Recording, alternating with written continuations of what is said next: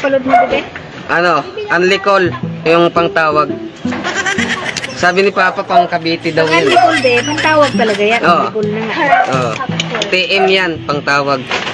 Pangtawag ng Cavite yan eh. Ayaw mo bang pangtawag sa probinsya? Hindi, sa Cavite lang, sa ano. Sa Cavite lang talaga gusto mo? Oh, doon sa ano eh, Paliparan. Paliparan to. Baka lumipad din yung load mo. Unlicol ano yan? Unlicol TM. Unlicol.